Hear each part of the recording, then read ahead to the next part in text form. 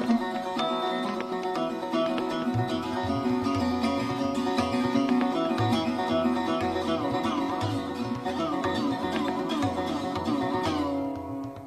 চর্চার পাশাপাশি উনি সাংবাদিকতা হিসেবেই নিজের জীবনটা শুরু করেন। তারপরে তিনি দীর্ঘদিন বিপণন, বিজ্ঞাপন, জনসংযোগ বিশেষজ্ঞ হিসেবে কাজ করেছেন। 1961 সাল থেকে এই কাজ শুরু করেন এবং কারোর হয়তো মনে থাকবে একটি ইংরেজি দৈনিক ছিল কলকাতায়, হিন্দুস্তান স্ট্যান্ডার্ড বলে। সেই হিন্দুস্তান স্ট্যান্ডার্ডের সাব এডিটর হিসেবে তিনি প্রথম তার চাকরি জীবন শুরু করেন। এরপরে বিজ্ঞাপনের কাজে তিনি দীর্ঘদিন যুক্ত ছিলেন ক্ল্যারিয়ন ম্যাকান অ্যাডভার্টাইজিং এর সঙ্গে, আনন্দবাজার সংস্থায় বিজ্ঞাপনের দায়িত্বে ছিলেন এবং তারপরে স্টেটসম্যান, যুগান্তর এবং অমৃতবাজার পত্রিকার সঙ্গেও বিজ্ঞাপনের দায়িত্ব ছিলেন। 1987 সাল থেকে 2000 সাল পর্যন্ত তিনি আনন্দবাজার পত্রিকায় সিনিয়র অ্যাসিস্ট্যান্ট এডিটর হিসেবে রবিবাসরীয় আর সংস্কৃতি এই দুটো বিভাগের সম্পাদনার দায়িত্ব ছিলেন। কিন্তু এটাও একজন সাংবাদিকেরই আইডেন্টিটি। আর 2000 সালে অবসর নেওয়ার পর তিনি অল্প সময়ের জন্য সংবাদ প্রতিদিন খবরের কাগজে সাহিত্য আর সংস্কৃতি বিভাগের সম্পাদনার দায়িত্ব ছিলেন। সাহিত্যিক হিসেবে তিনি তিনটে সাহিত্যের যে ক্ষেত্র, প্রধান ক্ষেত্র, ছোট গল্প, উপন্যাস আর কবিতা, তিনটির মধ্যেই তিনি নিজের কাজ করেছেন। মোট 40টির বেশি উপন্যাস রয়েছে, 150টির বেশি ছোট গল্প রয়েছে, 9টি প্রকাশিত কবিতা সংকলন রয়েছে তার, এবং এখনো যে উপন্যাসগুলো নিয়ে কথাবার্তা হয়, যেগুলো বহু পঠিত, তার মধ্যে রয়েছে অনুভব উপন্যাস, যার জন্য তিনি 1998 সালে সাহিত্য একাডেমি পুরস্কার পান। এছাড়া রয়েছে ঘরবাড়ি, সহযোদ্ধা, সোনালী জীবন, ঢেউ, স্বপ্নের ভিতর, অন্তর্ধান, সংঘাত, অবৈধ, উড়োচিঠি। অনেক ছোট গল্প রয়েছে তার, যেগুলো বহু পঠিত, যেগুলো জনপ্রিয় পাঠকদের মধ্যে আবার সমালোচকদের মধ্যেও একই সঙ্গে।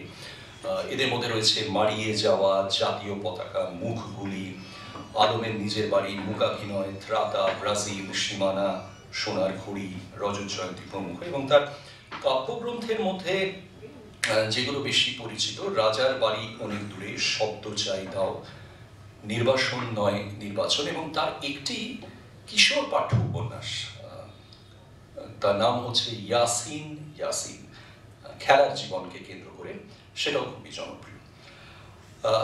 ওনার বহু লেখা গল্প, উপন্যাস দুটোই নিয়ে বিভিন্ন রকমের চলচ্চিত্র নির্মিত হয়েছে, এবং তার মধ্যে একটা হয়তো আপনারা অনেকেই পরিচিত, মাছ গল্প অবলম্বনে গৃহযুদ্ধ সিনেমা করেছিলেন প্রয়াত চিত্র পরিচালক বুদ্ধদেব দাশগুপ্ত। এছাড়া শীত গ্রীষ্মের স্মৃতি,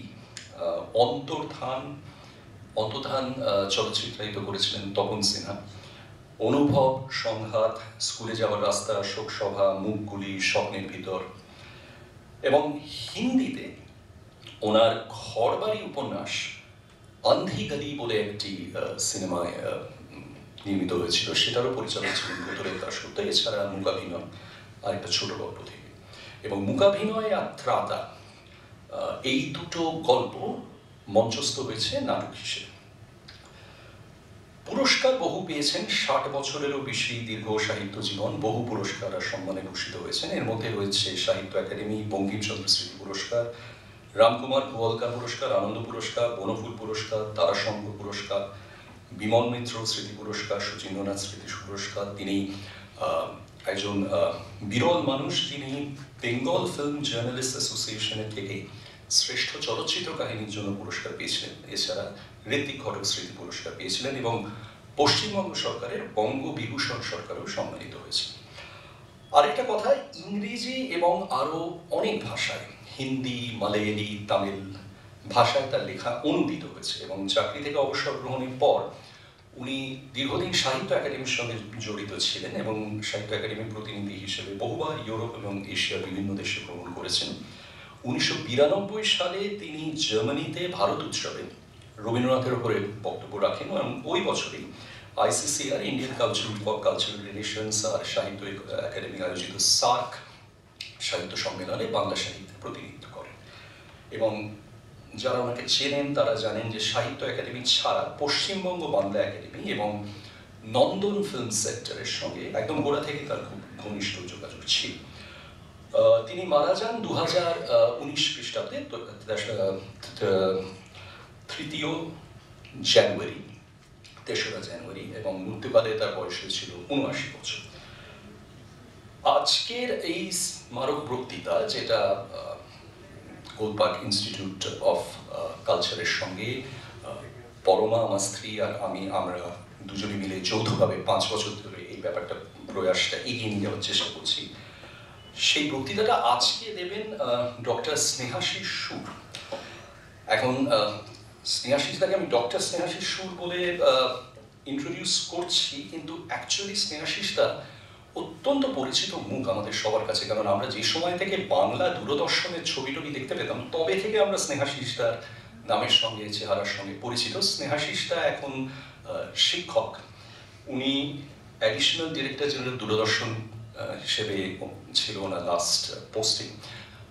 কলকাতাতেই রয়েছেন, কলকাতাতেই থাকেন, এখনো কাজ করেন, পড়ান, এবং আমি খুব খুব খুশি যে স্নেহাশিসটা আজকে রাজি হয়েছেন দিবেন্দু পালিত স্মারক বক্তৃতা দিতে। আপনাদের সবাইকে আবার নমস্কার।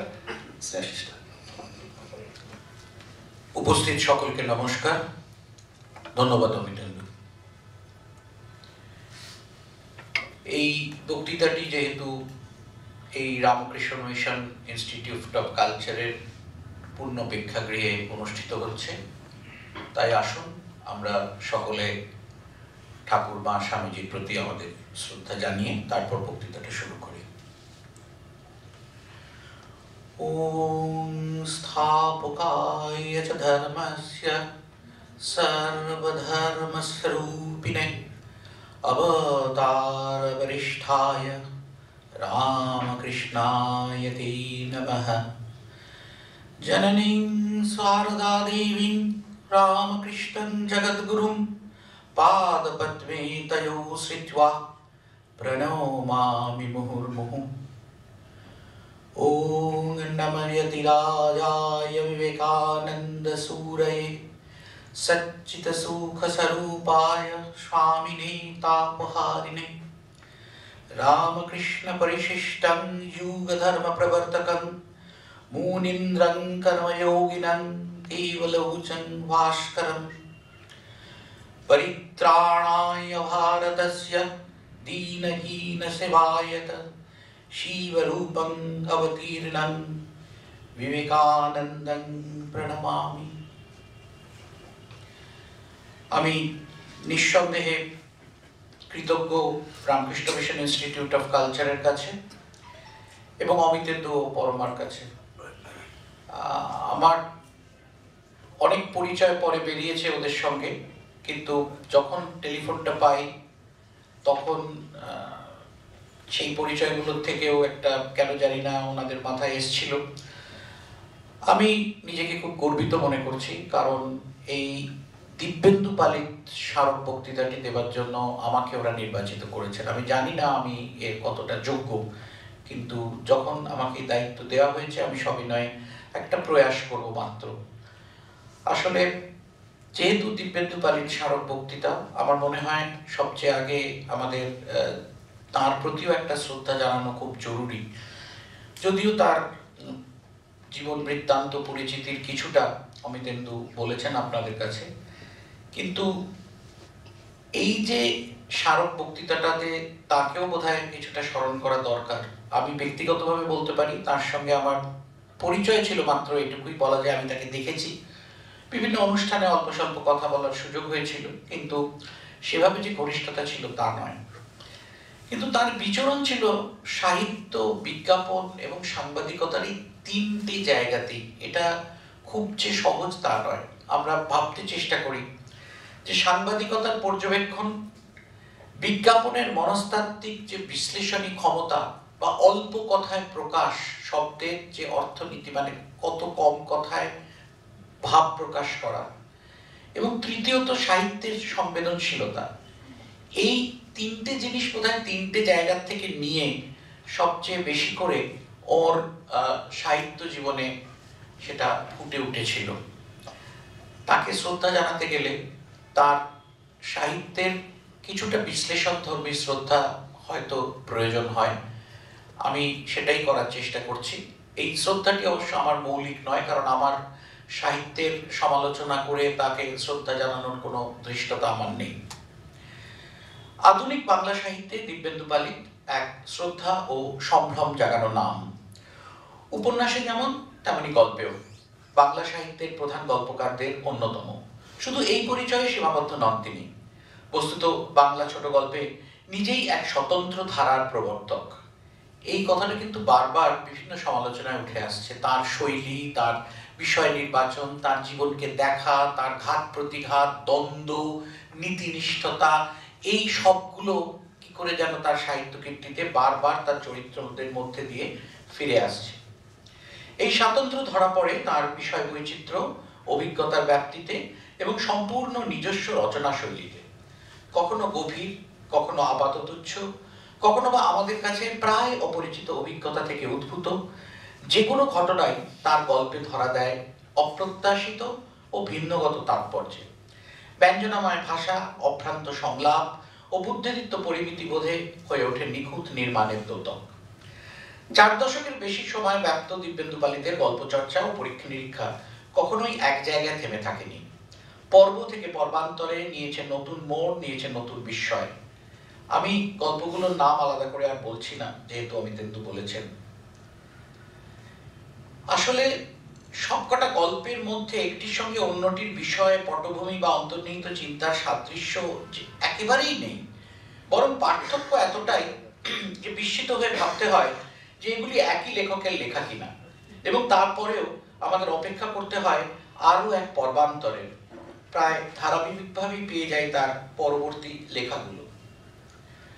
অভিজ্ঞতা, বৈচিত্র্য ও সৃষ্টি সার্থকতায় যেই গল্পগুলির তুলনা মেলে না। কিন্তু শুধু গল্পকার দিব্যেন্দু পালিত নন, ঔপন্যাসিক দিব্যেন্দু পালিতকে ভুললেও কিন্তু চলবে না। ঔপন্যাসিক হিসেবেও দিব্যেন্দু পালিত অত্যন্ত সমাদৃত। এখানেও তার মূল কারণ তার রচনা শৈলীর বৈশিষ্ট্য। তিনি মধ্যবিত্ত বাঙালি জীবনের জটিলতা, মানব সম্পর্ক ও সমাজের পরিবর্তনগুলো সুচারুরূপে চিত্রিত করেছেন। তার সাহিত্যকর্মগুলো মানুষের মনস্তত্ত্ব এবং নৈতিক দ্বিধা সহ বস্তুবাদী ধারায় রচিত, যেখানে ভাষা সহজ কিন্তু অন্তর্নিহিত অর্থটা গভীর। অর্থাৎ সব লেখাটা খুব সুখপাঠ্য, যেন বিবরণগুলো চোখের সামনে ফুটে উঠছে, কিন্তু তাদের কথোপকথনে একটা গভীরতা কোথাও আসছে, যে গভীরতা মানুষকে চিন্তা করায়, মানুষকে ভাবায়। ভাষা সহজ, চিন্তা গভীর। তার উপন্যাসের মধ্যে গ্রহণ ও ঢেউ সমাজের নানা গুরুত্বপূর্ণ সমস্যা ও মানুষের অন্তর্দ্বন্দ্ব প্রতিফলিত করে। তিনি বাংলা সাহিত্যের নতুন ভাষা ও আধুনিক বর্ণনা শৈলীর প্রবর্তক হিসেবে মূল্যবান অবদান রেখেছেন। এছাড়াও তিনি নগর জীবনের সংকট, আধুনিক মানুষের মনস্তত্ত্ব প্রভৃতি বিষয় অত্যন্ত মুনশিয়ানার সঙ্গে উপস্থাপন করেছেন। তার লেখায় থাকে অপ্রত্যাশিত মোচড়, তীব্র মনস্তাত্ত্বিক টানাপোড়েন এবং মানব সম্পর্কের জটিলতার সূক্ষ্ম বিশ্লেষণ। তিনি শহুরে মধ্যবিত্ত জীবনের এক নতুন ভাষা ও বোধ তৈরি করেছেন, যা বাংলা উপন্যাসে আধুনিকতার স্বরকে আরো দৃঢ় করেছে। সাহেববাড়ি সেপাই, কলকাতা 71, সমুদ্রের স্বাদ সহ তার উপন্যাসগুলো বাংলা কথা সাহিত্যে এক স্বতন্ত্র, পরীক্ষামূলক ও সৃজনশীল ধারার জন্ম দিয়েছে।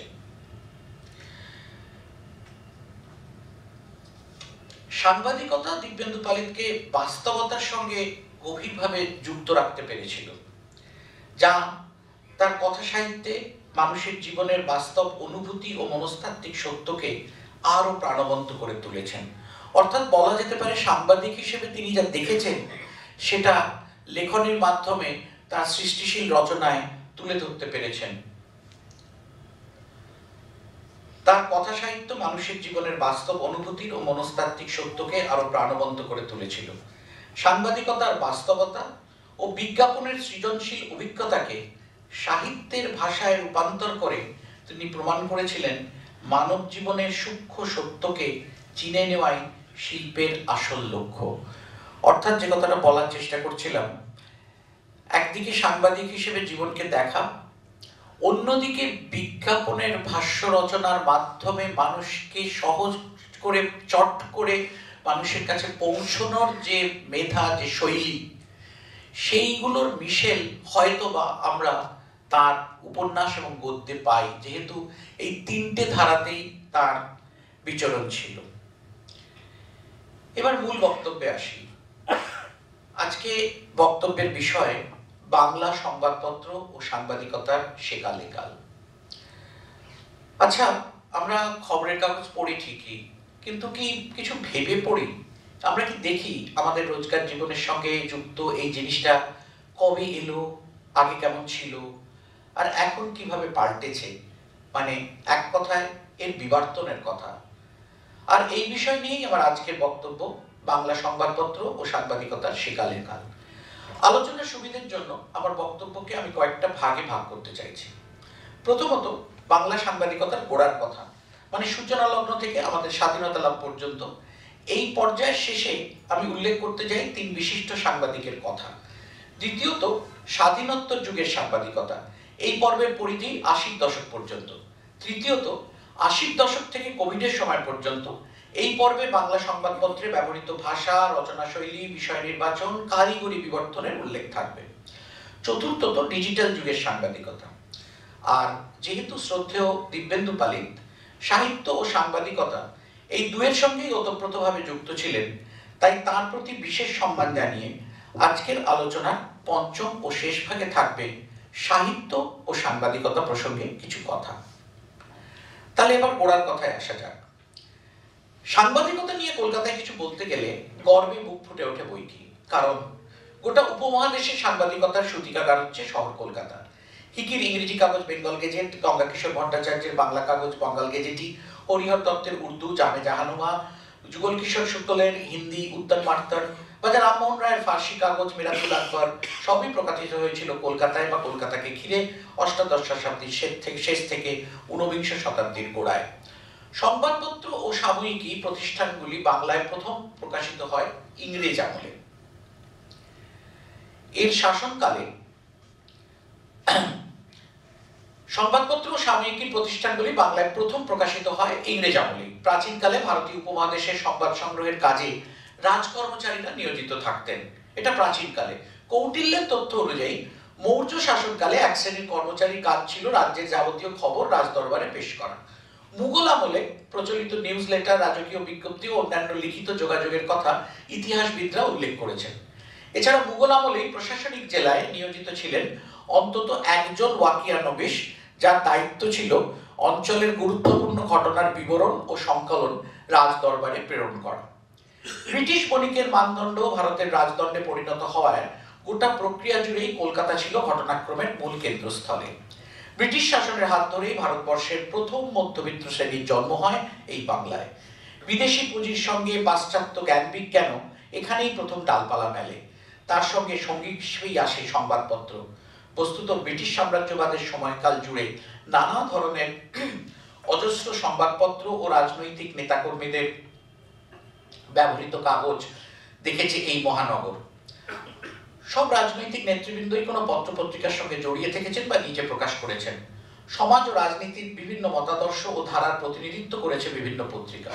এর ইতিহাস এত বিস্তৃত ও নাটকীয় যে তার রোমাঞ্চ একটি আলোচনায় তুলে ধরা সম্ভব নয়। বাংলা সাংবাদিকতার সূচনা লগ্নই কিন্তু একটা ধোঁয়াশায় ভরা।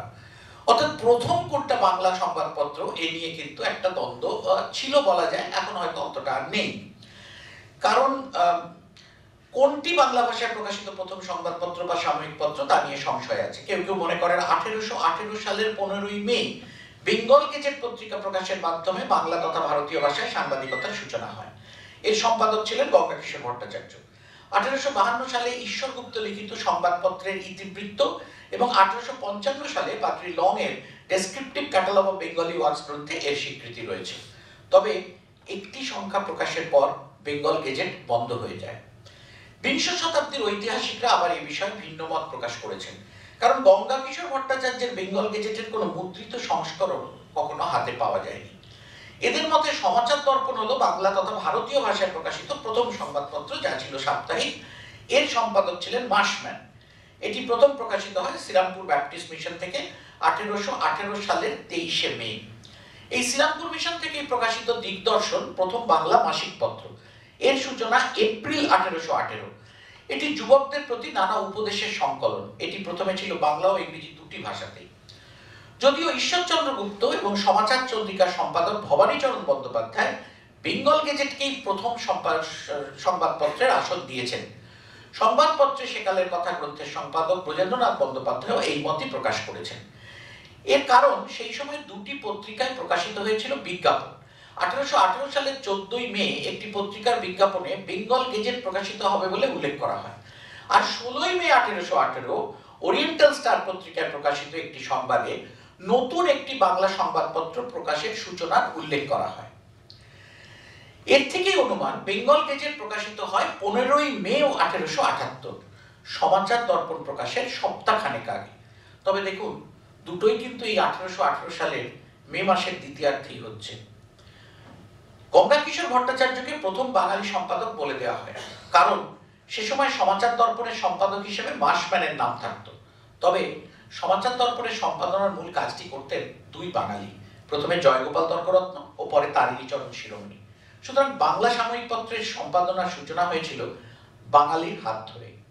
আমরা একদম গোড়ার কথাটা দেখলাম, কারণ আসলে আমার মনে হয়েছে যে আমরা যারা এই কজন এই প্রেক্ষাগৃহে উপস্থিত হয়েছি, তাদের মধ্যে কোথাও একটা গভীরতার চিন্তা, একটা বৌদ্ধিক মনোভাব আছে বলেই আমরা এসেছি। তাই সবসময় বোধহয় অতীতকে আমাদের খোঁজাটা দরকার, যেটা আমরা পরবর্তী প্রজন্মের কাছে পৌঁছে দিতে পারবো।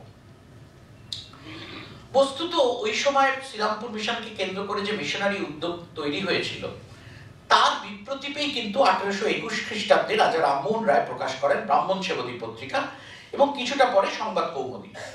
এই পত্রিকায় রামমোহন সহমরণ প্রথার বিরুদ্ধে ও অন্যান্য সামাজিক আন্দোলনের সপক্ষে লিখতে থাকেন। এর বিরোধিতা করে ভবানীচরণ বন্দ্যোপাধ্যায় প্রকাশ করলেন সমাচার চন্দ্রিকা। আসলে এই সময়টা দেখলে বোঝা যাচ্ছে যে ধর্মীয় কথা প্রচার করার জন্য এক ধরনের পত্রিকা বেরোচ্ছে, আবার তার পাল্টা হিসেবে আরেক ধরনের পত্রিকা বেরোচ্ছে। এই প্রসঙ্গেই কিন্তু আমাদের কাছে চলে আসে অ্যাডামস গ্যাগের কথা। ইংরেজি ও দেশীয় পত্রপত্রিকাগুলোকে নিয়ন্ত্রণ করার জন্য অস্থায়ী গভর্নর জেনারেল জন অ্যাডাম 1823 সালের 14 মার্চ একটি অধ্যাদেশ জারি করেন। তাতে বলা হয় গভর্নর জেনারেল লাইসেন্স ছাড়া কোনো সংবাদপত্র প্রকাশ করা যাবে না। এর প্রতিবাদে রামমোহন রায় সহ কলকাতার 6 জন বিশিষ্ট নাগরিক সুপ্রিম কোর্টে আবেদন জানান। তা নাকচ হয়ে যায়। এরপর রামমোহনের অনুরোধে বিলেতে তার বন্ধু বাকিংহাম প্রিভি কাউন্সিলে আবেদন জানান, তাও নাকচ হয়ে যায়। এর প্রতিবাদে রামমোহন তার মিরাতুল আকবর পত্রিকাটি প্রকাশ বন্ধ করে দেন। এই আইনটি 12 বছর বলবৎ ছিল। 1835 সালে আরেক অস্থায়ী গভর্নর চার্লস মেটকাফ আইনটি প্রত্যাহার করে নেন। ভারতের সংবাদপত্রের স্বাধীনতার মূল্যবোধ তৈরির ক্ষেত্রে মেটকাফের একটা উল্লেখযোগ্য ভূমিকা আছে। অ্যাডামের কালা আইন জারি থাকা সত্ত্বেও 9 করে 20টি সংবাদপত্র এই সময় প্রকাশিত হয়। পত্রিকাগুলির মধ্যে যে বিষয় বৈচিত্র্য ছিল তা মানতেই হবে। পত্রিকাগুলির মধ্যে বিজ্ঞান বিষয়ে প্রকাশিত হয় বিজ্ঞান সেবদী, এপ্রিল 1832, এটি মাসিক পত্রিকা ছিল। বিজ্ঞান সার সংগ্রহ, সেপ্টেম্বর 1833, যা পাক্ষিক ছিল। ইয়ং বেঙ্গলদের উৎসাহে প্রকাশিত প্রগতিশীল জ্ঞানান্বেষণ, 18 জুন 1831, সাপ্তাহিক। শিশুদের জন্য মাসিক জ্ঞানোদয়, ডিসেম্বর 1831। তেমনি শাস্ত্র প্রকাশ, জুন 1830, সাপ্তাহিক। ভক্তিসূচক, সেপ্টেম্বর 1835 ছিল। দলাদলি নিয়েও প্রকাশিত হয় দলবৃত্তান্ত 1832 নামে একটি পত্রিকা। এছাড়াও প্রকাশিত হয় সংবাদ ভিত্তিক কিছু পত্রিকা। তবে এর মধ্যে সবচেয়ে উল্লেখযোগ্য হলো ঈশ্বরচন্দ্র গুপ্ত সম্পাদিত বাংলা সাপ্তাহিক সংবাদ প্রভাকর, 28 জানুয়ারি 1831। প্রথম পর্বে এটি বেশি দিন না চললেও পরবর্তীকালে এটি পরিণত হয় বাংলার দৈনিক পত্রিকায় 14 জুন 1839 থেকে। অর্থাৎ এই অ্যাডামস গ্যাগের মধ্যেও প্রচুর লোক প্রচুর কাগজ বার করছেন এবং সেই কাগজগুলোর উদ্দেশ্য ভিন্ন ভিন্ন, বিষয় ভিন্ন ভিন্ন।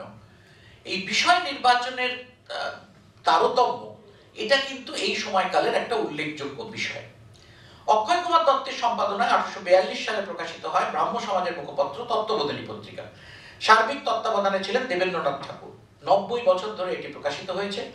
1846 সালে মৌলভী ফরিদউদ্দিন খান সম্পাদনায় প্রকাশিত জগদ্দীপক ভাস্কর নামে পত্রিকাটি ছিল পঞ্চভাষিক। প্রথম সচিত্র পত্রিকা বিবিধার্থ সংগ্রহ, যেটি মাসিক, প্রকাশিত হয় 1851 সালে। রাজেন্দ্রলাল মিত্রের সম্পাদনায় নারীদের, রাজেন্দ্র মিত্রের সম্পাদনায় নারীদের জন্য প্রথম মাসিক পত্রিকা হিতকারী 1854 সালে বের করেন প্যারীচাঁদ মিত্র ও রাধানাথ সিকদার। অর্থাৎ বিভিন্ন খবরের কাগজ বেরোতে থাকছে এই সময়টায়, কে কতদিন টিকতে পারছে সেটা পরের কথা। 19 শতকের দ্বিতীয়ার্ধে মহিলাদের জন্য অনেক সাময়িক পত্রিকা প্রকাশিত হয়েছিল, যেমন অবলা বান্ধব পত্রিকা, বঙ্গমহিলা, বিনোদিনী, হিন্দু ললনা ইত্যাদি। তবে সবচেয়ে জনপ্রিয় এবং গুরুত্বপূর্ণ ছিল বামাবোধিনী পত্রিকা। বামাবোধিনী পত্রিকা প্রকাশিত হয়েছিল বামাবোধিনী সভার উদ্যোগে। বামাবোধিনী সভা কেশবচন্দ্র সেন এবং ব্রাহ্ম আদর্শ দ্বারা অনুপ্রাণিত হয়েছিল। 1863 খ্রিস্টাব্দের ভাদ্র মাসে কলকাতায় বামাবোধিনী পত্রিকা প্রথম আত্মপ্রকাশ করেছিল। বামাবোধিনী পত্রিকার প্রথম সম্পাদক ছিলেন সাধারণ ব্রাহ্ম সমাজের অন্যতম প্রতিষ্ঠাতা নেতা উমেশচন্দ্র দত্ত। বামাবোধিনী পত্রিকায় বিভিন্ন বিষয় আলোচিত হতো, থাকতো ভ্রমণ বৃত্তান্ত, গল্প, উপন্যাস, কবিতা, চিত্রকলা, বিজ্ঞান, বিশ্লেষণ, বিদেশি নারীর সাফল্য কাহিনী, জ্ঞান, স্বাস্থ্য, ধর্ম আলোচনা এবং গার্হস্থ্য প্রসঙ্গ। তবে প্রধান বিষয়বস্তু ছিল তিনটি: শিক্ষার প্রয়োজন ও সার্থকতা, শিশু পালন সংক্রান্ত নিয়মাবলী এবং পরিবারের রমণীর কর্তব্য ও স্থান। বামাবোধিনী সভা নিয়ে অনেক প্রকাশনা আছে, আলাদা করে এটা নিয়ে গবেষণা হয়েছে। এটা কিন্তু একটা বিরাট উল্লেখের দাবি রাখে। সে সময় বিশেষত মহিলাদের জন্য আলাদা একটি পত্রিকা এবং তার মধ্যে এত রকম বিষয়ের যে ভাগ ছিল সেটার কথা যখন আমরা জানতে পারি। 19বিংশ শতাব্দীর দ্বিতীয়ার্ধে ভারতের শাসন ব্যবস্থা কোম্পানির হাত থেকে সরাসরি ব্রিটিশ শাসনে চলে যায়। ফলে দেশের রাজনৈতিক পরিস্থিতির পরিবর্তন হয়, জাতীয়তাবাদের উন্মেষ করতে থাকে এবং তার প্রতিফলন দেখতে পাওয়া যায় কলকাতা থেকে প্রকাশিত সংবাদপত্রগুলিতেও। সাংবাদিকতার বিভিন্ন ধারা তৈরি হতে থাকে। এই সময় সংবাদপত্রগুলির মধ্যে প্রথমেই উল্লেখ করতে হয় হিন্দু পেট্রিয়ট ও তার সম্পাদক হরিশ্চন্দ্র মুখোপাধ্যায়ের কথা। দেখুন, আমি বলছি কিন্তু বাংলা সাংবাদিকতা, বাংলা সংবাদপত্র ও সাংবাদিকতার সেকালেকাল, কিন্তু বিশ্বাস করুন কলকাতা থেকে সেই যুগের কথা যখন বলা হচ্ছে তখন হিন্দু পেট্রিয়ট বাদ দিয়ে বলাটা বোধহয় খুব একটা সমীচীন নয়। সেই জন্য এটি আমি যুক্ত করেছি। আশা করি আপনারা এটাকে, সাযুজ্যটাকে অনুভব করতে পারবেন। 1846 সালে গভর্নর জেনারেল হিসেবে এসে লর্ড ডালহৌসি স্বৈরাচারের বন্যা বইয়ে দেন। ওই সময় প্রকাশিত হয় গিরিশচন্দ্র ঘোষের বেঙ্গল রেকর্ডার। এই পত্রিকায় হরিশ্চন্দ্র নিয়মিত লিখতেন, কিন্তু গিরিশচন্দ্র এই পত্রিকা বেশি দিন চালাতে পারেননি। 1853 সালে এই পত্রিকার প্রকাশক পাল্টে যায় এবং গিরিশচন্দ্র হরিশ্চন্দ্রকে পত্রিকার সম্পাদক নিযুক্ত করেন। 1857 সালের মহাবিদ্রোহ এবং নীল বিদ্রোহের সময় পেট্রিয়টের নির্ভীক সাংবাদিকতা সকলের দৃষ্টি আকর্ষণ করে। এই দুই ঐতিহাসিক ঘটনার যে মূল্যায়ন হরিশ্চন্দ্র করেছিলেন তা নিয়ে বিতর্ক আছে, কিন্তু নিজের মতামত প্রকাশে তিনি দ্বিধা করেননি। নীলকরদের স্বরূপ উদ্ঘাটনেও গুরুত্বপূর্ণ ভূমিকা রেখেছিলেন। তার লেখনী পেট্রিয়টকে সে যুগের সর্বশ্রেষ্ঠ সংবাদপত্রের মর্যাদা দান করে। পেট্রিয়টের মতামত এতই গুরুত্বপূর্ণ হয়ে উঠেছিল যে স্বয়ং বড়লাট লোক পাঠিয়ে পেট্রিয়টের প্রতিটি সংখ্যা প্রথমেই সংগ্রহ করতেন। 1855 থেকে 1861 সময়কাল ছিল এই পত্রিকার গৌরবোজ্জ্বল অধ্যায়। মহাবিদ্রোহ ও সাঁওতাল বিদ্রোহ সম্পর্কে হরিশ্চন্দ্রের সমর্থন না থাকলেও, এই যে চিন্তাধারার পার্থক্য, নীল বিদ্রোহে তার ভূমিকা ছিল আলাদা। একদিকে ওই বিদ্রোহগুলোতে তার অতটা সমর্থন নৈতিক ছিল না, কিন্তু নীল বিদ্রোহের সমর্থনে তিনি একেবারে ঝাঁপিয়ে পড়েছিলেন। সেসব ইতিহাস আমি দীর্ঘায়িত করতে চাইছি না। তিনি নীল চাষীদের নানাভাবে সাহায্য করেছেন এবং গ্রাম বাংলায় সাংবাদিক বাহিনী গড়ে তুলেছেন যারা সংবাদ সংগ্রহের পাশাপাশি আন্দোলনে অংশগ্রহণ করত। অর্থাৎ একেবারে গ্রামের মধ্যে তিনি একটা সংগঠন করার কথা ভাবছেন এবং কিছুটা করেওছেন। এই সময়ের আরেকটি গুরুত্বপূর্ণ পত্রিকা সোমপ্রকাশ। আসলে এগুলোর উল্লেখ না করলে ওই সময়টাকে হয়তো আমরা সঠিকভাবে ধরতে পারবো না। 1858 সালের শেষের দিকে বিদ্যাসাগরের পৃষ্ঠপোষকতায় ও দ্বারকানাথ বিদ্যাভূষণের সম্পাদনায় পত্রিকাটি পথ চলা শুরু করে। এই সাপ্তাহিক পত্রিকাটির বিষয় ছিল রাজনীতি, সমাজ, অর্থনীতি। বিষয়, দৃষ্টিভঙ্গি, জনপ্রিয়তা, প্রচার সংখ্যা সব দিক থেকে বিচার করলে সোমপ্রকাশ 19 শতকের বাঙালি শিক্ষিত মধ্যবিত্তের অন্যতম শ্রেষ্ঠ মুখপত্র। আন্তর্জাতিক প্রগতির ঘটনাক্রম প্রকাশের পাশাপাশি দেশের ক্ষেত্রে পত্রিকার দৃষ্টিভঙ্গি ছিল ঔপনিবেশিকতা বিরোধী ও গণতান্ত্রিক। মূলত সোমপ্রকাশ দ্বারা আতঙ্কিত হয়ে দেশীয় ভাষার সংবাদপত্রগুলিকে নিয়ন্ত্রণের জন্য লর্ড নিটন 1878 সালে ভার্নাকুলার প্রেস অ্যাক্ট জারি করেন। এই আইনটি কিন্তু ভারতের সাংবাদিকতার আইনের ইতিহাসে একটি গুরুত্বপূর্ণ আইন, ভার্নাকুলার প্রেস অ্যাক্ট। দ্বিমাসিক সাপ্তাহিক অমৃতবাজার পত্রিকা ওই আইন জারির পর শুধু ইংরেজিতেই প্রকাশিত হতে থাকায় আইনে তার কিছু করা যায়নি। কিন্তু সোমপ্রকাশ প্রায় 1 বছর বন্ধ থাকে। পত্রিকার প্রকাশ বন্ধ হওয়াতে এর তীব্র প্রতিক্রিয়া সৃষ্টি হয় যে ব্রিটিশরা দ্বারকানাথকে ডেকে বুঝিয়ে পত্রিকা চালু করতে বাধ্য করেন। 1886 সালে দ্বারকানাথের মৃত্যু হয়, তারপর কিছুদিন পত্রিকাটি চলেছিল। আমাদের আলোচনায় অমৃতবাজার পত্রিকার কথা এসে গেছে। এটি পরাধীন ভারতে চালু হওয়া একটি গুরুত্বপূর্ণ সংগ্রামী পত্রিকা। এর শুরু 1868 সালে যশোর জেলা থেকে হলেও 1871 সাল থেকে এটি কলকাতা থেকে প্রকাশিত হতো। অমৃতবাজার 1981 সাল পর্যন্ত চলেছিল। 1937 সালে এই সংস্থা থেকে যুগান্তর নামে একটি বাংলা দৈনিকও প্রকাশিত হয়, সেটিও 1981 পর্যন্ত চলে। 19 শতকে বাংলা ভাষায় সংবাদপত্রের বিকাশে আরেকটি গুরুত্বপূর্ণ কাগজ হলো বেঙ্গলি পত্রিকা। এটি রাষ্ট্রগুরু সুরেন্দ্রনাথ বন্দ্যোপাধ্যায়ের সম্পাদনায় প্রকাশিত। তবে এই কথা ভাবার কোনো কারণ নেই যে সব পত্রিকাই বেরিয়েছিল এপার বাংলা থেকে। পূর্ব বাংলা থেকেও এই সময় একাধিক পত্রপত্রিকা প্রকাশিত হতে থাকে। আমি আলাদা করে আর তার তালিকা ধরে আলোচনা দীর্ঘ করতে চাইছি না, তবে উল্লেখ করতে চাই শুধু সওগাত পত্রিকার কথা। মোহাম্মদ নাসির উদ্দিনের সম্পাদনায় প্রগতিশীল ও নারী মুক্তি আন্দোলনের সমর্থক সওগাত মাসিক সাহিত্যপত্র কলকাতা থেকে যাত্রা শুরু করলেও 1947-এ পর এটি ঢাকা চলে যায়। তাহলে আমরা দেখতে পেলাম যে অ্যাডামস গ্যাগ এবং ভার্নাকুলার প্রেস অ্যাক্ট একদিকে যেমন আসছে, দেখুন সংবাদপত্রও আসছে এবং তার নিয়ন্ত্রণের জন্য সরকারের করা আইনও আসছে, এবং সংবাদপত্র চালানোর চেষ্টা হচ্ছে, কিছুদিন চালার পরে সেটা বন্ধও হয়ে যাচ্ছে।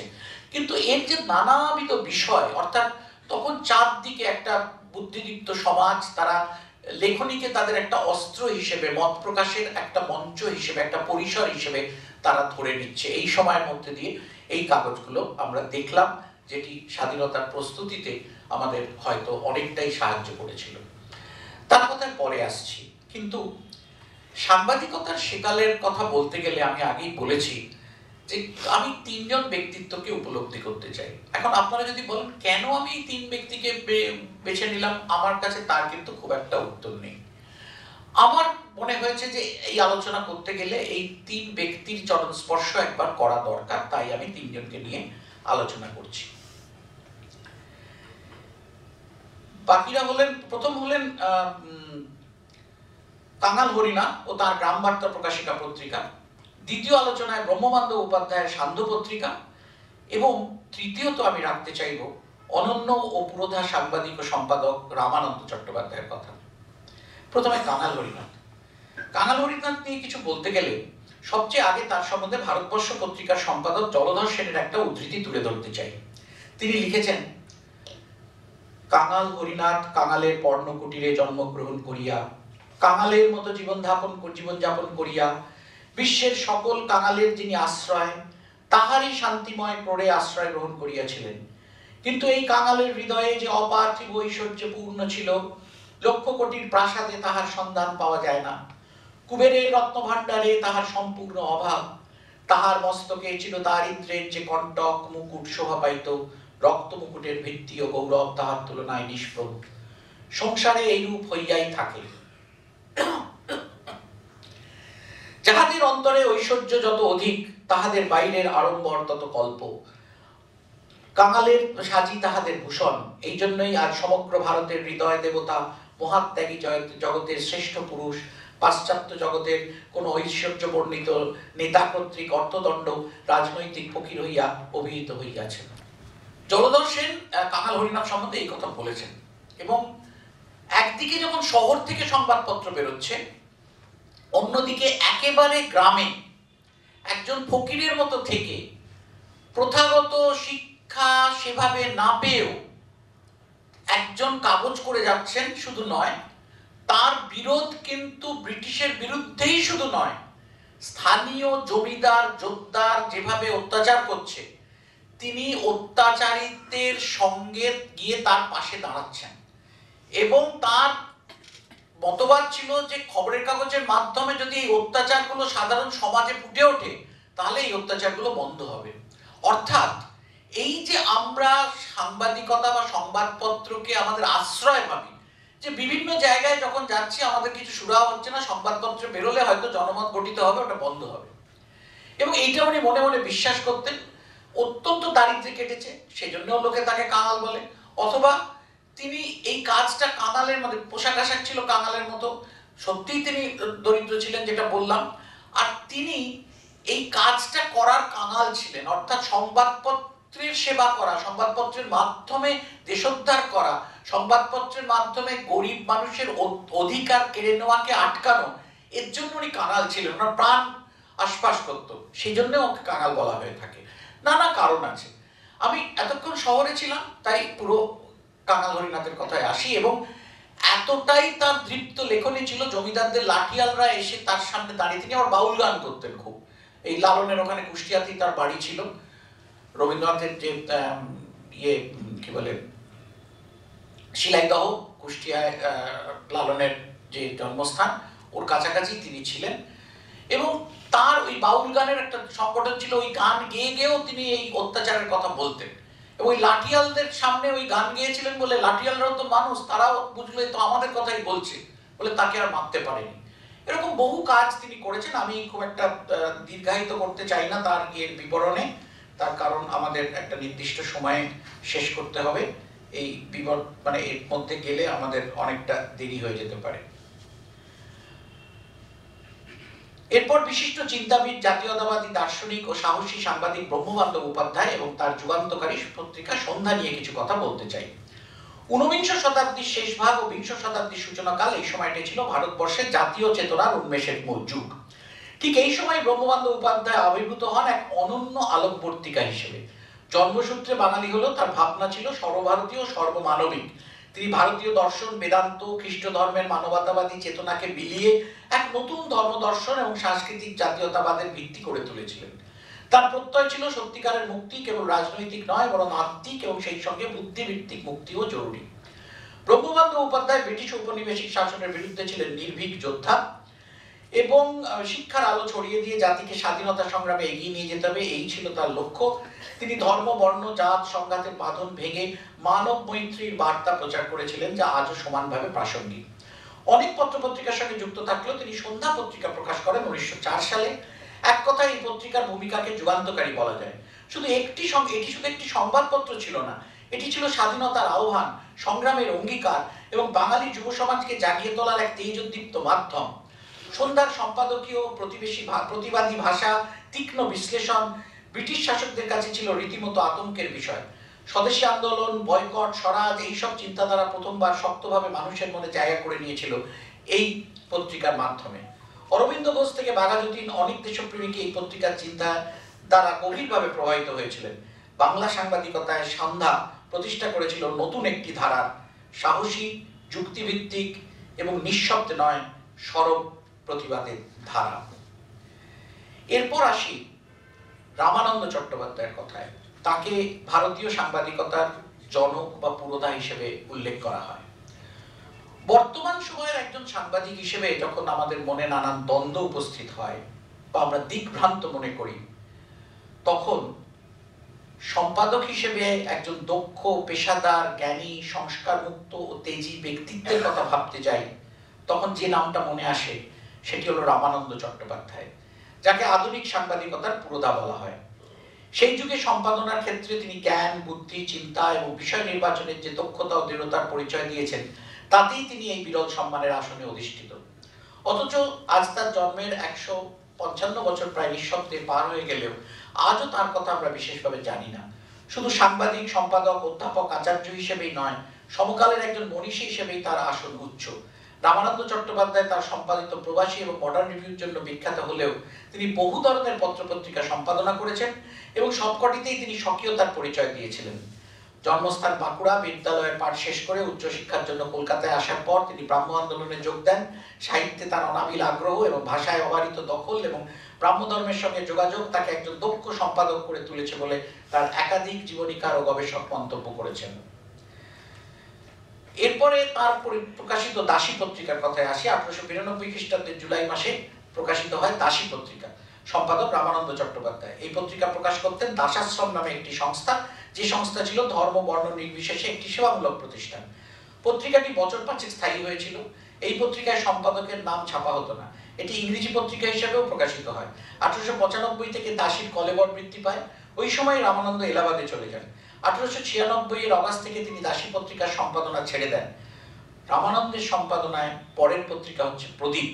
প্রকাশের সূচনা 1897 এর ডিসেম্বর। সে সময় যদিও তিনি এলাহাবাদের বাসিন্দা, তার সম্পাদনায় এই পত্রিকা কিন্তু প্রকাশিত হতো কলকাতা থেকে।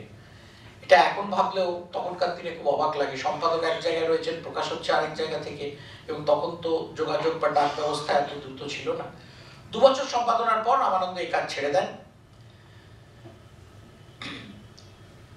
প্রদীপ সম্বন্ধে রামানন্দ নিজেই লিখেছিলেন, প্রদীপকে আমরা যেরূপ কাগজ করিতে চাই তদ্রূপ বাংলা কাগজ একটিও নাই।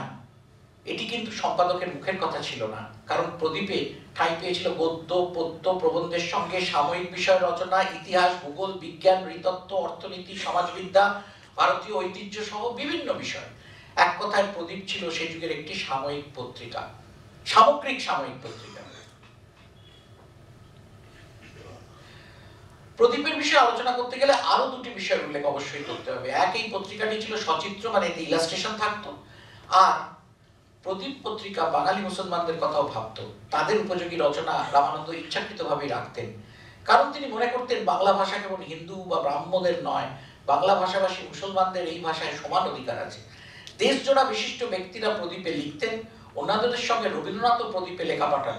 বলা হয় এই পত্রিকা থেকেই রবীন্দ্রনাথের সঙ্গে রামানন্দ সখ্যের সূত্রপাত, যে সম্পর্ক পরবর্তীকালে পৌঁছেছিল এক অন্য মাত্রায়।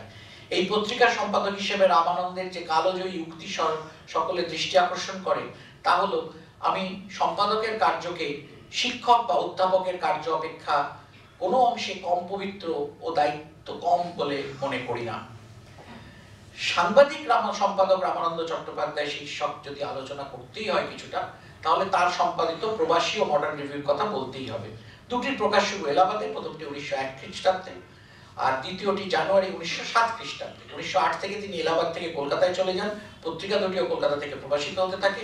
এই সঙ্গে রামানন্দ সম্পাদিত হিন্দি পত্রিকা বিশাল ভারত উল্লেখযোগ্য। তবে প্রদীপ পত্রিকা যেমন তিনি সম্পাদনা করতেন এলাহাবাদ থেকে এবং তা প্রকাশিত কলকাতা থেকে, প্রবাসীর সূচনায় রামানন্দ যখন এলাহাবাদে ছিলেন তখন পত্রিকাটির মুদ্রণ ও প্রকাশ হতো এলাহাবাদ থেকেই। স্বাভাবিক কারণে প্রবাসী বাঙালি লেখক ও পাঠকের উভয়ের সমন্বয়ে চোখে পড়ে প্রবাসীর পাতায়। প্রদীপ পত্রিকায় যদি সমসাময়িক যে বিষয়, ইতিহাস, নৃতত্ত্ব, বিজ্ঞান প্রভৃতি স্থান পেয়ে থাকে, তাহলে প্রবাসীতে অন্তর্ভুক্ত হয় চিত্র ভাস্কর্য, চিত্রাবলী সংক্রান্ত আলোচনা, যেটি নিঃসন্দেহে সময়ের প্রেক্ষাপটে নতুনত্বের দাবি রাখে। অবনীন্দ্রনাথের বহু চিত্র ও শিল্প সংক্রান্ত লেখা নিঃসন্দেহে প্রবাসীকে এক স্বতন্ত্র মাত্রা দিয়েছিল। দেখুন, রবীন্দ্রনাথের বহু লেখাও প্রবাসীতে বেরিয়েছে, গোড়া থেকে শুরু করে অনেকগুলো। আমি সেগুলো হিসেবে খুব একটা যাচ্ছি না। শুধু রামানন্দ চট্টোপাধ্যায়ের 78 বছর বয়সে ইন্ডিয়ান জার্নালিস্ট অ্যাসোসিয়েশন তাকে যে সম্বর্ধনা জানায় এবং সাংবাদিক শিরোমণি আখ্যা দেয়, মানপত্রে রামানন্দের মূল্যায়ন করে লেখা হয়, প্রায় অর্ধ শতাব্দী কাল আপনি বিভিন্ন সাময়িক পত্রের মধ্য দিয়া স্বদেশ ও স্বজাতির সেবা করিয়া আসিতেছেন। অসত্য, অন্যায়, অত্যাচার ও অবিচারের বিরুদ্ধে আপনি চিরদিন নির্ভীকভাবে সংগ্রাম করিয়াছেন। রাজরোষের ভ্রুকুটি আপনাকে বিচলিত করিতে পারে নাই। ধন, মান বা পদমর্যাদার প্রলোভনেও আপনি কোনোদিন কর্তব্যভ্রষ্ট হন নাই। নিপুণ তত্ত্ব বিশ্লেষণ, তীক্ষ্ণ দৃষ্টি, নিরপেক্ষ বিচার, সংশয়হীন সিদ্ধান্ত আপনার বিশেষত্ব। বস্তুত এইসব দিয়া সাংবাদিকতার যে আদর্শ আপনি প্রতিষ্ঠা করিয়াছিলেন, তাহা ভারতের সাংবাদিক দিগকে ধ্রুবতারার মতো পথ প্রদর্শন করিয়া আসিতেছে। আমরা যাহারা সংবাদপত্র সেবাকে জীবনের ব্রতরূপে গ্রহণ করিয়াছি, আপনার আদর্শ দ্বারা যে কতদূর অনুপ্রাণিত হইয়াছি তাহা ভাষায় প্রকাশ করা যায় না। আপনি এদেশের সাংবাদিকগণের গৌরব স্বরূপ। দেখুন, এত বড় কথা রামানন্দ সম্বন্ধে বলা হলো, এবং রামানন্দ রবীন্দ্রনাথ যেটা একটা আলাদা আলোচনার জায়গা রাখে, আমি বাংলা সংবাদপত্রের বিবর্তনের মধ্যে আমি আলাদা করে সেখানে যাচ্ছি না। কিন্তু আমার মনে হয়েছে এই 3 জন মানুষ সম্বন্ধে, কাঙাল হরিনাথ, রামানন্দ চট্টোপাধ্যায় এবং আরো ওই যে তার সম্বন্ধে যদি আমরা না বলি, তাহলে বোধহয় আমরা আমাদের কাজ ঠিকভাবে করতে পারবো না। সেই জন্যে ব্রহ্মবন্ধ উপাধ্যায়, অর্থাৎ এইটা আমাদের কাছে একটা খুব গুরুত্বপূর্ণ বিষয়। আমরা যদি একটু আবার সাংবাদিকতার প্রবাহের দিকে চলে যাই, 20 শতাব্দী এসে গেল, সাংবাদিকতা ও গণতন্ত্রের দাবিতে দেশ ক্রমশ উত্তাল হয়ে উঠলো। তার প্রতিফলন স্বাভাবিকভাবেই এসে পড়লো সংবাদ মাধ্যমে। রাজনীতির বিভিন্ন ধারা যেমন চাপ ফেলতে থাকলো, তেমনি বিভিন্ন রাজনৈতিক দল ও মতবাদের লোকেরা নিজেদের বক্তব্যের প্রচারের জন্য নানা পত্র পত্রিকা প্রকাশ শুরু করলো। এই সময় থেকে ভারতের স্বাধীনতা সংগ্রাম চরমপন্থী ও নরমপন্থী এই 2 ভাগে বিভক্ত হয়ে যায়। চরমপন্থীদের মুখপত্র হয়ে ওঠে যুগান্তর এবং নরমপন্থীদের মুখপত্র ছিল বন্দে মাতরম। বন্দে মাতরম পত্রিকাটি কিছুদিন শ্রী অরবিন্দও সম্পাদনা করেছেন। এছাড়া তো সন্ধ্যার কথায় এলাম, এছাড়া জেল থেকে মুক্তি হওয়ার পর অরবিন্দ কর্মযোগীর নামে একটি পত্রিকাও প্রকাশ করেছিলেন। এই সময় স্বদেশী চেতনার প্রসারে নিষ্ঠার সঙ্গে কাজ করেছিল বেঙ্গলি অমৃতবাজার পত্রিকা, বিপিন চন্দ্র পালের নিউ ইন্ডিয়া, ডন, হিতবাদী, সঞ্জীবনী, সন্ধ্যা প্রভৃতি পত্রিকা। জাতীয়তাবাদী আন্দোলন তীব্র হয়ে ওঠায় প্রায় সবকটি পত্রিকায় ব্রিটিশ রাজের রোষের মুখে পড়েছিল। চরমপন্থী অবস্থানের জন্য তীব্র আক্রমণের মুখে পড়েছিল যুগান্তর। এর সম্পাদক ছিলেন ভূপেন্দ্রনাথ দত্ত, তাকে 1 বছরের জেলও হয়। বারবার আঘাত আনা সত্ত্বেও যুগান্তর চলতে থাকায় শেষ অবধি পত্রিকার ছাপাখানা নষ্ট করে দেওয়া হয়। 1908 সালের 6 জুলাই পত্রিকার শেষ সংখ্যা প্রকাশিত হয়েছিল সেই সময়। 1922 সালে মৃণালকান্তি ঘোষ, প্রফুল্ল কুমার সরকার ও সুরেশচন্দ্র মজুমদার বাংলা দৈনিক আনন্দবাজার পত্রিকা প্রতিষ্ঠা করেন। সেই প্রতিষ্ঠান বহুদিন যাবৎ কলকাতা ও পশ্চিমবঙ্গের সর্ববৃহৎ সংবাদ প্রতিষ্ঠান হিসেবে সক্রিয় রয়েছে। 1937 সালে নিজস্ব রাজনৈতিক অর্থনৈতিক মতবাদ প্রচার ও প্রতিষ্ঠা করার জন্য মানবেন্দ্র রায় প্রকাশ করেন ইন্ডিপেন্ডেন্ট ইন্ডিয়া। 1942 সালে সেপ্টেম্বরে ভারতের কমিউনিস্ট পার্টি তাদের সাপ্তাহিক মুখপাত্র প্রকাশ করা শুরু করে, নাম ছিল জনযুদ্ধ, সম্পাদক ছিলেন বঙ্কিম মুখোপাধ্যায়। বিশ্বযুদ্ধের শেষে 1945 সালের ডিসেম্বরে সিপিআই প্রকাশ করে তাদের দৈনিক পত্রিকা স্বাধীনতা, তার প্রথম সম্পাদক ছিলেন সোমনাথ লাহিড়ী। অর্থাৎ স্বাধীনতা যত এগিয়ে আসছে সেই সময় আমরা দেখছি খবরের কাগজ এবং তার মাধ্যমে প্রতিবাদ, এবং সেই প্রতিবাদের ফলে স্বাভাবিকভাবে একটা রাজরোষ এসে পড়ছে, একটা বিরাট লড়াই থাকছে, এবং এই লড়াইয়ের বাহন হচ্ছে পত্রিকা। আমাদের দেশের প্রতিটি দেশনায়ক বা স্বাধীনতা সংগ্রামের নেতার একটি করে কাগজ ছিল, যার মাধ্যমে তিনি জনমত গড়ে তুলতেন, গান্ধীজি থেকে শুরু করে সকলের। এইখানেই কিন্তু সংবাদপত্রের একটা আলাদা ভূমিকা। আমাদের স্বাধীনতার ঠিক প্রাক মুহূর্তে মানুষকে তৈরি করার জন্য, মানুষের মন এবং জনমত গঠন করার জন্য, জনমতটাই আসল, চরমপন্থী নরমপন্থী তারা সংবাদপত্রকে ব্যবহার করেছেন। আমাদের দেশে সংবাদপত্রের ইতিহাসে, বিশেষ করে বাংলা সংবাদপত্রের ইতিহাসে, হ্যাঁ কয়েকটি ইংরেজি কাগজ যেহেতু কলকাতা থেকে হতো, আমি তার কথা বলতেই হলো, কিন্তু এই অঞ্চলের, এই এলাকার, এই ভাষার, এইখানকার মানুষদের, এইখানকার কাগজগুলোর একটা গুরুত্বপূর্ণ ভূমিকা আছে। এবার আমরা যদি স্বাধীনতার পরের যুগে আসি, স্বাধীনতার পর এখন প্রায় 78 বছর কেটে গেছে। দুনিয়া ও দেশের সঙ্গে তাল মিলিয়ে বাংলা সাংবাদিকতাও বহু পথ পেরিয়েছে। টেলিভিশন এসেছে, রেডিও রয়েছে, এখন এসেছে ইউটিউব, ফেসবুক, এই ধরনের চ্যানেল, সেগুলো স্বতন্ত্র আলোচনায় আসতে হবে। স্বাধীনতার আগে কিন্তু সাংবাদিকতার মূল ধারা ছিল ব্রিটিশদের বিরোধিতা করা। একটাই লক্ষ্য ছিল যে এরা অন্য দেশের সরকার, আমরা জনমত গড়ে তুলবো এবং এদের বিরুদ্ধে আমরা লিখব। কিন্তু স্বাধীনতার পর সে পট পরিবর্তন হয়, তখন তো নিজের সরকার তৈরি হয়েছে। এটাকে ভারতীয় সাংবাদিকতার ইতিহাসে হানিমুন পিরিয়ড বলে আখ্যা দেওয়া হয়। কারণ তখন আমার নিজের সরকার, এতদিন যে সরকার আমি চেয়েছি, কেমন হয়েছে, কি করতে পারছে, কি না করছে, সেটা তো পরের কথা, কিন্তু আমি তো চেয়েছি যে বিদেশিরা চলে যাক, আমার দেশের সরকার বসুক, এর জন্যই তো এত লিখেছি। তখন আমার দেশের যখন সরকার এলো, তখন তার বিরুদ্ধে খুব বেশি যে বিরোধিতা করা হতো তা নয়। এবং তখন এত কার্যক্রম, দেখুন পঞ্চবার্ষিকী পরিকল্পনা, এত নদী পরিকল্পনা, এত ইস্পাত প্রকল্প, বিভিন্ন বিদেশিদের জন্য সহায়তা, পরিকাঠামো গড়ে তোলা হচ্ছে, নতুন অনেক কিছু তৈরি হচ্ছে, একটা কৃষিক্ষেত্রে আস্তে আস্তে বিরাট উন্নয়ন হচ্ছে, কৃষকদের জন্য ভাবনা চিন্তা হচ্ছে, শ্রমিকদের জন্য যতটা কম হলেও কিছুটা হলেও ভাবনা চিন্তা হচ্ছে। এই যে সামগ্রিক একটা ইতিবাচক পরিবেশ, এটা একটা মধুচন্দ্রিমার কাল হয়ে ছিল। তারপর আস্তে আস্তে ঠিক যেমন কেন্দ্রে একদলীয় শাসনের বিবর্তন হলো, ঠিক সেই রকম জরুরি অবস্থা জারি হলো 1975, এবং জরুরি অবস্থার পরে সবচেয়ে বড় আঘাত এলো সংবাদপত্রের স্বাধীনতায়, এবং তার প্রতিবাদে বহু কাগজ সাদা জায়গা ছেপে দিতেন। কারণ সন্ধ্যেবেলা প্রত্যেকটি পাতায় কি থাকছে সেটা রাজ্যের তথ্য দপ্তরের আধিকারিকের সই করে সেটার মান্যতা দিয়ে সেটাকে পাস করানো হতো। এই যে তীব্র প্রতিবাদ, যে সাংবাদিক সম্পাদক ঠিক করছে না কোনটা ছাপা হবে, কোথায় ছাপা হবে, কি লেখা হবে, কোথায় সমালোচনা হবে, কার বিরোধীতে কি লেখা হবে, তার দায়িত্ব, সেটা ঠিক কি ভুল ঠিক করবে রাজবাহাদুর, ঠিক করছে সরকার, এর একটা তীব্র প্রতিবাদ হয় দেশ জুড়ে। এবং তারপর সাংবাদিকরাও সারা দেশে এর প্রতিবাদ করেন। তারপরে ইতিহাস আপনাদের জানা, জরুরি অবস্থা চলে যায়। কিন্তু নানা ঘটনা কলকাতাতেও ঘটেছে। বিহার প্রেস বিল, ডিফেমেশন বিল, মহাকরণ অবরোধ, এসবের বিরুদ্ধে সাংবাদিকরা প্রতিবাদে জড়িয়ে পড়েছেন। সাংবাদিকতার বিবর্তনে যখন ঘটনার দ্বারা সাংবাদিকরা যাতে যুক্ত হয়ে গেছেন এরকম ঘটনা থাকে, তখন নিশ্চয়ই সেটার কথা বলতে হয়। এবং সত্যি এখনকার যে একদম সম্প্রতি যেটা গত সপ্তাহে বেরিয়েছে, DPDP rules, digital personal data protection rules, তাতে সাংবাদিকদেরও অনেক কিছু কড়া নিয়মের আওতায় আনা হয়েছে, যে তারা বিশ্বস্ত সূত্র বা এই সমস্ত যে জায়গায় বলতে পারতেন, ওয়াকিবহাল মহল খবরের প্রকাশ বলে অভিযোগ, এগুলো বোধহয় চাপ দিতে পারে যে কেউ, এই নিয়েও সারা দেশে একটা বিরোধ হচ্ছে। এবং ঠিক সাংবাদিকতার সঙ্গে বা তার বিবর্তনের সঙ্গে যুক্ত না থাকলেও আপনারা দেখেছেন সম্প্রতি এই 3-4 দিন আগে 3টি labour code, universal labour code, যত আমাদের 29টি শ্রম আইন ছিল সেগুলোকে মুছে দিয়ে 4টি লেবার কোড এসেছে। তার মধ্যে একটিতে, যেটাকে ওশ কোড বলে, হ্যাজার্ডাস সার্ভিসেস কোড, সেই কোডে সাংবাদিকদের কথা একবার উল্লেখ করা হয়েছে, কিন্তু ওয়ার্কিং জার্নালিস্ট অ্যাক্ট বা ওয়েজ বোর্ড অ্যাক্ট সেগুলোর কোনো উদ্যোগ নেই, সেগুলো সব সাবজিউমড হয়ে গেছে এই নতুন লেবার কোডের ভেতরে, মানে এর ভেতর ঢুকে গেছে। অথচ এমনি সাংবাদিকতা নিয়ে কিছু বলা নেই, বলা আছে ধ্বনি দৃশ্য মাধ্যমের সাময়িক কাজের জন্য বা পূর্ণ সময় যারা কাজ করবেন তাদের নিয়োগপত্র থাকতে হবে। মানে ধরুন এখানে একটা বড় কিছু অনুষ্ঠান হচ্ছে, সম্মেলন হচ্ছে নজরুল মঞ্চে, সেখানে ধ্বনি দৃশ্য মাধ্যমের বিভিন্ন লোক লাগবে, যারা পেছনে এলইডি লাগাবেন, যারা অনেকগুলো কিছু তৈরি করবেন, প্লেব্যাক করবেন, এই সমস্ত করবেন, কিছু কিছু সফটওয়্যার মানে যে কিছু তৈরি করছেন সেগুলো বারবার চালানো হবে, মন্টাজ হবে, কোনো কিছু হবে, সেই সবের যারা যুক্ত হচ্ছেন তাদেরও নিয়োগপত্র লাগবে, তাদেরও কতক্ষণ কাজ করবেন তারও একটা নির্ধারিত সময় থাকতে হবে, কি থাকতে হবে সেইটা। কিন্তু আমাদের বক্তব্য হচ্ছে যে এটা তো খুবই সামান্য কিছু মানুষ যারা খুব যে সংগঠিতভাবে কাজ করেন তা নয়, এখনো সংগঠিত শিল্পে, বড় বড় কাগজে, বড় টেলিভিশনে তো কিছু সাংবাদিক আছেন যার, কিন্তু তাদের আর সেই যে আগে আইন ছিল ওয়ার্কিং জার্নালিস্ট অ্যাক্ট এবং ওয়েজ বোর্ড অ্যাক্ট, সেই আইনগুলো চলে গেল। এটা সদ্য বেরিয়েছে, এর কোডটা রুলস মানে কোডটা প্রকাশিত হয়েছে, চালু হয়েছে, 15ই নভেম্বর থেকে চালু হয়েছে।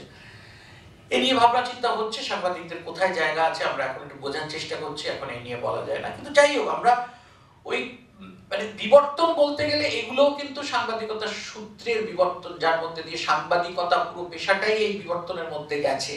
তার স্বাধীনতার কথা যদি বলি, কিন্তু তার অর্থনৈতিক স্বাধীনতা, তার সামাজিক স্বাধীনতা, তার নিরাপত্তা, তার চাকরির নিরাপত্তা, তার অর্থনৈতিক নিরাপত্তা, তার শারীরিক নিরাপত্তা, তার যে স্বাধীন চেতা ভাব, এইগুলো যদি জায়গা না থাকে, তার চাকরির ক্ষেত্রে তার নিয়ম নীতি এবং কিছুটা যে স্বীকৃতি এবং কিছুটা যেভাবে তিনি মানে প্রোটেকশন পাওয়ার কথা, সেই প্রোটেকশন যদি না থাকে তাহলে একটা মানুষ কিভাবে সাংবাদিকতায় কাজ করবে। যাই হোক, আমরা এই স্বাধীনতার পরের যুগের পোস্ট এমার্জেন্সি মানে জরুরি অবস্থা পরবর্তী যুগেও আমরা নানান সম্পাদককে দেখলাম। আমরা বিবেকানন্দ মুখোপাধ্যায়ের মতো ঋজু দায়িত্বশীল সম্পাদককে দেখেছি, এসেছেন সন্তোষ কুমার ঘোষের মতো আধুনিকতার বার্তাবাহক, আবার জরুরি অবস্থার প্রতিবাদ করে কারাবরণ করা গৌর কিশোর ঘোষ সহ পেয়েছি অসাধারণ সব সাংবাদিককে। সেই তালিকা শেষ হওয়ার কথা নয়, তবে এসবের মধ্যেই অন্যভাবে স্মরণীয় হয়ে গেছেন বরুণ সেনগুপ্ত। তিনি কলকাতার একমাত্র সাংবাদিক যিনি একটি সংবাদপত্র প্রতিষ্ঠা করে তাকে সফলভাবে পরিচালনা করে স্থায়িত্ব দিয়ে গেছেন। একজন কর্মরত সাংবাদিক, তিনি নিজে একটি প্রতিষ্ঠান তৈরি করেছেন, যে প্রতিষ্ঠান দীর্ঘদিন ধরে চলছে, সংবাদ প্রতিষ্ঠান, সংবাদপত্র। এদিক থেকে অন্য কোনো সাংবাদিক ব্যক্তিগতভাবে এটা করতে পেরেছেন বলে খুব একটা বেশি নিদর্শন নেই। যখন আমরা এই সব কিছুর আলোচনা করছি তখন ঠিক যেমন অতীত দিনের 2-3 জন সাংবাদিকের কথা আমরা বললাম, আমার মনে হয়েছে যে এখন ঠিক সমসাময়িক বলা যায় না, কিছুদিন আগেকার এই 3 জন মানুষের নাম এখানে উচ্চারিত হওয়া খুব জরুরি। আরো অনেকে আছেন, অমিতাভ চৌধুরীর কৃতিত্ব কোনো অংশে কম নয়, এগুলো বলতে গেলে অনেকের কথা হয়ে যাবে, সেটা আমরা তার মধ্যে যাচ্ছি না। এরপর কিন্তু মানে 80-র দশক থেকে বলুন বা যাই বলুন, এরপর কিন্তু একটা সংবাদপত্র জগতে একটা ব্যাপক পরিবর্তন আসে। সেটা বিষয় নির্বাচনে, উপস্থাপনায় এবং সবকিছুতেই।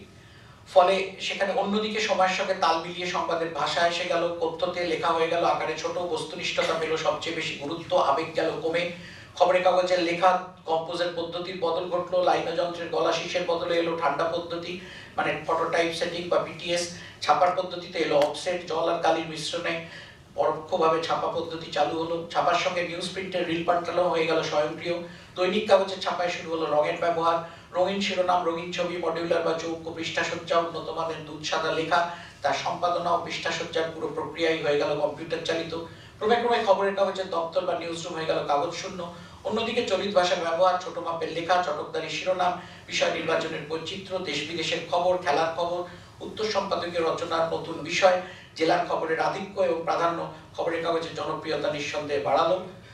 আর দ্বিতীয় জিনিস যেটা এলো সেটা হচ্ছে বিশ্লেষণমূলক লেখা, ন্যারেটিভ জার্নালিজম, ইমার্সিভ জার্নালিজম।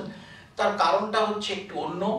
সেটা হচ্ছে যে আগের দিন তো সবাই টেলিভিশনে দেখে ফেলেছে, ফলে সেই খবরটাই যখন তাকে অন্যভাবে দিতে হচ্ছে তখন তাকে আরেকটু ভেতরে ঢুকে এবং লেখার প্রসাদ গুণটা, ফলে সেই জন্যই আমি পড়বো। অর্থাৎ ন্যারেটিভ জার্নালিজম, যেখানে খবর সংগ্রহ করা হচ্ছে সংবাদের বিচার করে, অর্থাৎ বস্তুনিষ্ঠ, তথ্য নির্ভর, পরিসংখ্যান নির্ভর, আদপে কি ঘটেছিল সেটা বারবার যাচাই করে সেটা সংগ্রহ করা হচ্ছে। কিন্তু পরিবেশনা যখন করা হচ্ছে তখন ছোট গল্পের মতো, সাহিত্যের মতো করে, যাতে পরের দিন সকালে পড়লে আমার একটা আনন্দ হয়। এইটা একটা খুব বড় জিনিস এসেছে। আর একটা এসেছে মাল্টিসিটি এডিশন, এক জায়গায় তৈরি হচ্ছে বিভিন্ন সংস্করণ বিভিন্ন জেলার জন্য, তার প্রথম পাতাটা আলাদা, ভেতরটা একরকম, এবং সেটা ছাপা হচ্ছে ওই সংশ্লিষ্ট জেলায়, ফলে সকালবেলায় পৌঁছে যাচ্ছে। আমরা শেষ করব বলেছি একটাই বিষয়, সেটা হচ্ছে যেহেতু আজকের বক্তৃতাটা দিব্যেন্দু পালিত স্মারক বক্তৃতা, তাই সাংবাদিকতার সেকালকাল নিয়ে কথা বলা হলেও সাংবাদিকতা ও সাহিত্য প্রসঙ্গের একটা উল্লেখ থাকা অবশ্যই বাঞ্ছনীয় বলে আমার মনে হয়েছে। সারা পৃথিবীতে সংবাদপত্র এবং সাহিত্যের একটা মেলবন্ধন আছে। সাহিত্যকীর্তিটা সংবাদপত্রের পাতার মধ্যে সবসময় উঠে এসছে, এটা অতীতেও ছিল। এ প্রসঙ্গে অধ্যাপক অলোক রায় বলেছেন, এ দুয়ের মধ্যে যোগ আছে, আবার কোথাও একটা দ্বন্দ্ব আছে। অনেকে মনে করেন যে সাংবাদিকতার জন্য অনেকের সাহিত্য প্রতিভা নষ্ট হয়েছে, কারণ প্রতিদিন নিয়ম করে কিছু সংবাদের অনুবাদ, লেখা, সেটাকে সম্পাদনা করা, তাতে শিরোনাম দেওয়া, এই কাজ করতে গিয়ে তাদের সাহিত্য সেবার কাজ অনেক পেছিয়ে গেছে। আর দ্বিতীয় কথা হয় যে এই যে খবরটার কথা বললাম, অর্থাৎ যেভাবে লেখা হয়, আগের টেলিভিশনের খবর যখন পরের দিন পাঠককে পরিবেশন করতে হচ্ছে, এবং এই জন্য এই যে জিনিসটা, সাহিত্য কীর্তিটা কিন্তু একটা প্রসাদ গুণ লেখা রাখে। দ্বিতীয়বার করে একই জিনিস যখন তাকে পড়াতে বাধ্য করতে হয়, ভালো লাগাতে হয়, এই প্রসাদ গুণটা কিন্তু একটা সব থেকে বেশি হয়ে আমাদের সামনে ফুটে উঠছে। এবং আরেকটা ফর্ম এখন আসছে যেটাকে বলে লং ফর্ম জার্নালিজম, মানে আপনি এই 50 শব্দ, 100 শব্দ, 200 শব্দ, 400 শব্দ, 600 শব্দ, 800 শব্দ এরকম নয়, একটা দীর্ঘায়িত লেখা হবে। ধরুন গঙ্গাসাগর কিংবা কুম্ভ মেলা, এটা কেউ দেখেছেন, একটা উপন্যাসের মতো লিখবেন, অতটা বড় না হলেও কয়েকটি কিস্তিতে সেটা প্রকাশিত হবে। এক্ষুনি তাকে গঙ্গাসাগর থেকে গিয়ে সঙ্গে সঙ্গে রিপোর্ট করতে হবে, তিনি দেখে যাচ্ছেন। তার দেখাটাকে একটা সংবাদ ও সাহিত্যের মিশেল দিয়ে একটা বড়, যেটাকে আমরা রিপোর্টাজ মতো বলতাম, বা যেরকম কিছু একটা, যেটাকে লং ফর্ম বলে, এটা টেলিভিশনেও আছে, যে আপনি ছোট নিউজ করছেন নাকি আধ ঘন্টার জন্য একটা অনুষ্ঠান তৈরি করছেন, সেইটা। সাংবাদিকতা ও সাহিত্য, এই দুই ঘাতের রচনার পথের ব্যবধান কিন্তু খুব বেশি নয়, এই দুয়ের মধ্যে মিল আছে। সাংবাদিকতার লেখা বোঝাতে আমরা ইংরেজিতে স্টোরি শব্দটা বলি, এই স্টোরিটা ভালো হয়েছে, এটা ছোট হয়েছে, এটা বড় হয়েছে। তার কারণ হচ্ছে আমরা বিশ্বাস করি সাংবাদিকতার মধ্যে দিয়ে আমরা গল্প বলছি, একটা বলছি মানুষকে, যে মানুষকে এতটা সহজ করে বলছি যে শুনবে, জানবে, তার পড়তে ইচ্ছে হবে, আগ্রহ হবে। অন্যদিকে সাহিত্য গল্প খোঁজে জীবন থেকে, কিন্তু তাতে সত্যটা প্রধান হয়ে দাঁড়ায় না, বরং সত্যকে কল্পনার নানা রঙে মিশিয়ে বাস্তবের জায়গায় পরাবাস্তব জুড়ে দিয়ে তাকে দেখা অদেখার আরেকটা মাত্রায় নিয়ে যায় এর উৎপাদন। অর্থাৎ সাহিত্য কিন্তু জীবনধর্মী হতে পারে, জীবন থেকে ঘটনা নিতে পারে, যেটাকে আমরা প্লট বলি, কিন্তু তার মানে ওই ঘটনাটাই যে ওই নায়কের চরিত্রে আদপে ঘটেছিল তা কিন্তু নয়।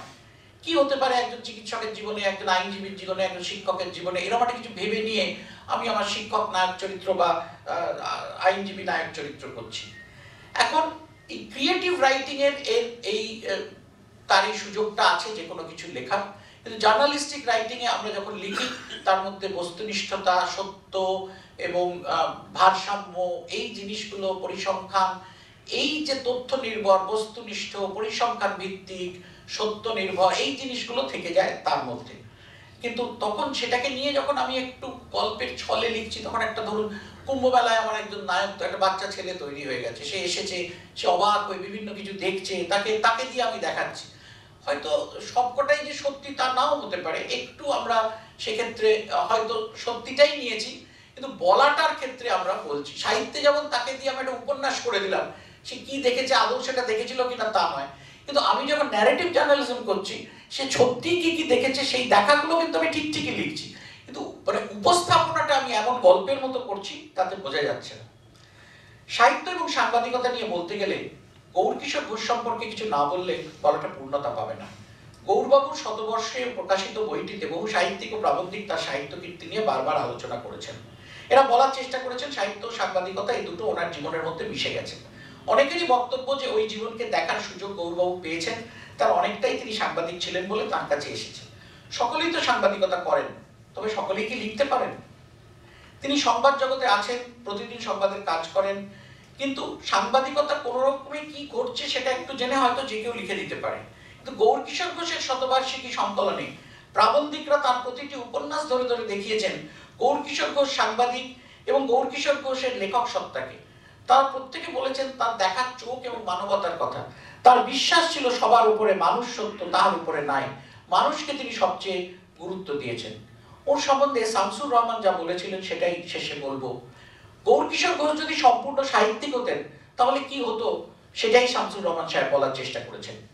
রূপদর্শীর কলম অক্ষয় হোক, কিন্তু যখন ভাবি রূপদর্শীর আড়ালে গৌরকিশোর ঘোষ কত দ্রুত ঢাকা পড়ে যাচ্ছেন, তখন বিষণ্ণ বোধ করি। একদা এমনই এই কলকাতায় জল পড়ে পাতা নড়ে কত উপন্যাস লিখেছেন। তিনি কি তার সৃজনশীলতা খুইয়ে দেবেন শুধুমাত্র সংবাদ ভাষ্য রচনা করে?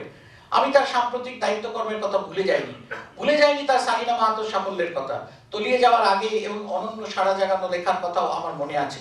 তবুও বলবো গৌরকিশোর ঘোষের মতো প্রতিভাবান লেখকের সৃজনশীলতা এই বৃত্তে সীমাবদ্ধ থাকতে পারে না। তিনি কি স্বেচ্ছাবন্দী এই বৃত্তে? শেষ পর্যন্ত সাংবাদিকতা কি গ্রাস করবে এই শক্তিশালী লেখককে? তাই ভাবি সাংবাদিকতা কতটা দেখার সুযোগ করে দেয়, আর কতটা সাহিত্য রচনা শৈলী সেটাকে কতটা সাহিত্য করে তোলে। তার লেখাকে প্রসাদ গুণে সেই সংবাদ ভিত্তিক জীবন থেকে উঠে আসা, বাস্তব থেকে উঠে আসা ঘটনা পড়তে পড়তে হয়তো কিছুটা কল্পনা আছে, রচনা আছে, তারা তৈরি করে। আমরা হেমিংওয়ের কথা জানি এবং গার্সিয়া মার্কোসের কথা জানি। এদের সঙ্গে গৌরকিশোর ঘোষের কথাটাও এই সময় বলি, তার কারণ হচ্ছে যে এই সাহিত্য এবং সাংবাদিকতা এই দুয়ের মধ্যে কোনটা সাহিত্যিক হবার ক্ষেত্রে অন্তরায় হয়েছে এটা হয়তো আরো পরে জবাব পাওয়া যাবে। তবে সাহিত্য এবং সাংবাদিকতা অনেক কাছাকাছি জিনিস, একই বৃত্তের দুটি ফুল। একদম খবর লিখবার সময় আমাদের আগেকার দিনের বরিষ্ঠ সাংবাদিকতা বলতেন খবরের মতো অত কাব্যি করো না। আবার গণমাধ্যমের যে বিবর্তন হয়েছে তাতে কোথাও কোথাও পরতে পরতে সাহিত্যের প্রসাদ গুণ ঢুকে আসছে, যেটা পাঠককে আকর্ষণ করবে। সাহিত্য ও সাংবাদিকতা এই দুয়েরই জয় হোক। সাহিত্য ও সাংবাদিকতার এই তুলনামূলক পর্যালোচনার মধ্য দিয়েই এবারের দিব্যেন্দু পালিত স্মারক বক্তৃতা শেষ করি। কারণ আবার বলি, এই দুটি বিষয় ছিল তার অবাধ ও পারদর্শী বিচরণ। তবে তার তৃতীয় কর্মজীবন ও ভালো লাগার বিষয় বিজ্ঞাপনকে সঙ্গত কারণেই এবারে আলোচনার বিষয়ের পরিধির বাইরে রাখা হয়েছে। আপনাদের সকলকে ধন্যবাদ, আপনারা এত ধৈর্য ধরে এই বক্তব্য শুনলেন। রামকৃষ্ণ মিশন ইনস্টিটিউট অফ কালচারকে কৃতজ্ঞতা এর আয়োজন করার জন্য। আর অমিতেন্দু এবং পরমা পালিতকে বলি, এই বিরল সুযোগ দিয়ে আপনারা আমায় বাধিত করেছেন। নমস্কার, শুভরাত্রি, ভালো থাকবেন।